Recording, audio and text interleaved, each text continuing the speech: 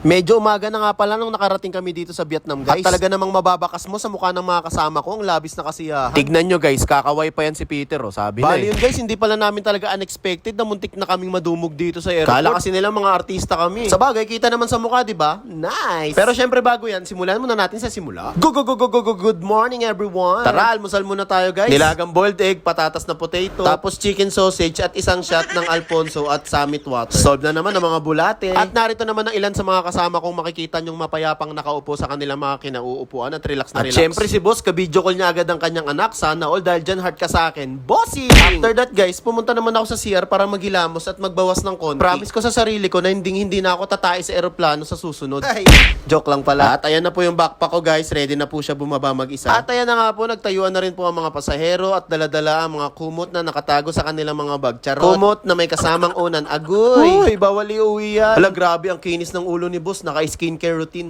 Lo, grabe si Kuy. So, para talagang passenger, oh. Kala mo talaga hindi nag-uwi ng unan tsaka kumot. Oh. Kulang na lang, pati headset sa aeroplano, iuwi. Tigas ng mukha mo, Kuy. Tamang walk trip lang muna tayo. Hala, ang galing. Umaga na pala. Kala ko morning pa lang. At shoutout nga pala sa kambal ko. Kitang-kita naman na magkamukha kaming dalawa, guys. Mas lamang pa nga ako ng isang kurot, eh. Wait lang, guys. Let me introduce them first. Yan nga pala ang aming boson na pogi. At ito naman si Quiz Jason ng Etibac. Peace bump ka sa akin. At syempre ang aking kambal na si John Leon ng Hag na buhon. Dati siyang nag-audition sa Starstruck. Andyan din si Kuya Jack, guys, ang pinakapangmalakasang AB. Alright.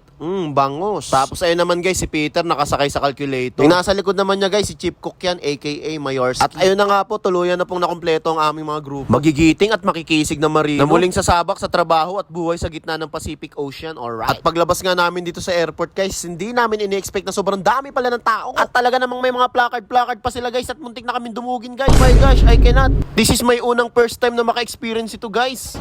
Thank you, fans. Thank you. Ang dami nila, guys. Thank you. Grabe, ganito na pala tayo kasikat. Daming tao. Nagkakaguluhan kami. Grabe. Nasikat na ako, guys. Daming tao.